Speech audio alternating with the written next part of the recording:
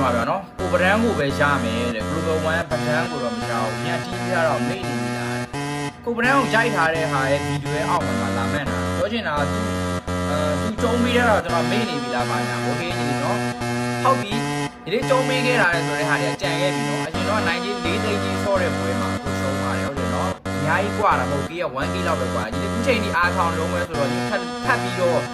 ပြန်ကျုံပြီးမယ်နော်ဒီခါတော့ကြေးမနဲ့တော့ပုံသိက္ခာကြီးပွဲဆော့မယ်မင်းတို့မင်းက Global One button ဖြစ်တယ်လို့ငါလည်း Global One ထောင်မယ်ဆိုတော့ဒီခါဆော့လို့မှငါရှုံးသွားခဲ့လို့ရှိရင်ငါလုံးဝဒီထောင်လောကတွေကတော့ထွက်သွားပြီမင်းရှုံးသွားခဲ့လို့ရှိရင်လည်းမင်းတို့ပဒန်းပလီယာတွေလုံးဝငါ့ကိုတော့လာပြီးတော့ရှင်းလို့မရတော့ဘူးဆိုတော့မင်းကလည်းတွေ့ရော